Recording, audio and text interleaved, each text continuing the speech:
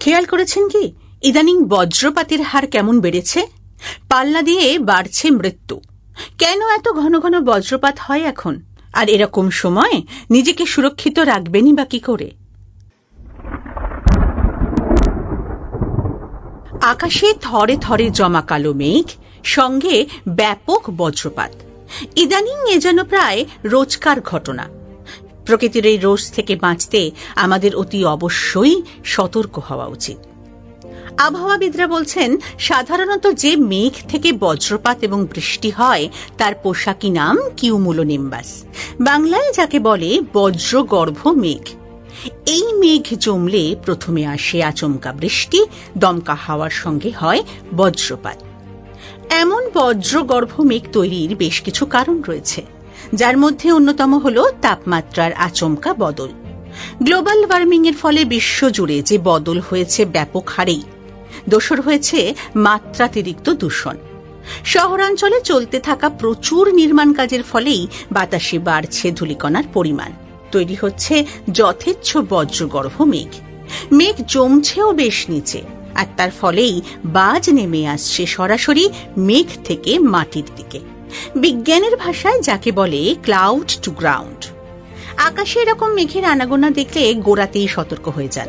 পারতপক্ষে এ সময় বাইরে বেরোবেন না। বাড়িতে থাকলে ছাদে বা উঁচু জায়গায় থাকা নইব চ। মেঝেতে শোবেন না, দেওয়ালে হেলান দেবেন না। বৃষ্টির সময়ে জানলার ধারে বসে বৃষ্টি উপভোগ করার ইচ্ছে বা অভ্যেস থাকলে অবিলম্বে তা বন্ধ করুন। জানলা অবশ্যই বন্ধ রাখবেন। বজ্রপাতের সময় বাড়ির মধ্যে জলের কল খুলে কাজ না করাই শ্রেয়। ওই সময় স্নানও করবেন না। খুব কাছাকাছি বাজ পড়লে জলে তার প্রভাব পড়ে, ফলে আহত হওয়ার সম্ভাবনা বাড়ে।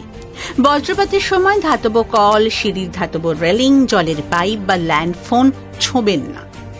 বাজ পড়ার সম্ভাবনা দেখা দিলেই টিভি, এসি, ফ্রিজ এবং কম্পিউটার, ওয়াইফাইয়ের রাউটারের সুইচ অফ করে দিন ঝটপট। বাড়ির সমস্ত বৈদ্যুতিক যন্ত্রের প্লাগ খুলে রাখুন। বাজ পড়ার সময় ফোনে কথা বলা বা ভিডিও কল কোনোটাই করবেন না। যখন প্রচন্ড আলো, ঝলকানি এবং শব্দ হবে, কানে আঙুল দিয়ে নিচু হয়ে বসবেন। ঘরের মধ্যেও খালি পায়ে না থেকে বা চামড়ার জুতো পরার বদলে রাবারের জুতো পরুন। এ তো গেল বাড়ির কথা।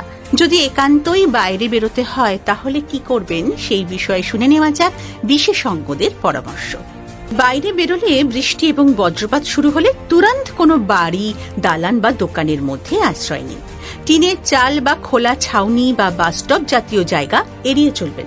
হয়তো একসঙ্গে অনেকেই আছেন, কিন্তু কোনো একটি জায়গায় জটলা করে থাকবেন না। যদি গাড়িতে থাকেন তাহলে ভালো করে জানলার কাঁচ তুলে দিন। স্টিয়ারিং, গিয়ার, ক্লাচ এসব ছোবেন না। গাড়ির কাঁচও ছোবেন না।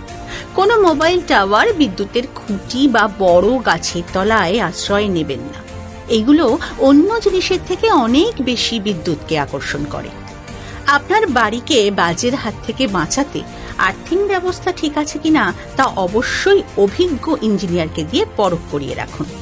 যদি কেউ বজ্রপাতে অসুস্থ বা আহত হন, ইলেকট্রিক শক খেলে যেভাবে চিকিৎসা করা হয় সেভাবেই প্রাথমিক চিকিৎসা করে তাকে তৎক্ষণাৎ হাসপাতালে নিয়ে যাওয়ার ব্যবস্থা করবেন।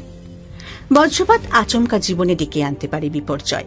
একটু সতর্কতাই আমাদের এই বিপদের হাত থেকে বাঁচাতে পারে। তাই এরকম মুহূর্তে নিজেকে সুরক্ষিত রাখুন। সুরক্ষিত থাকার পরামর্শ দিন অন্যকেও।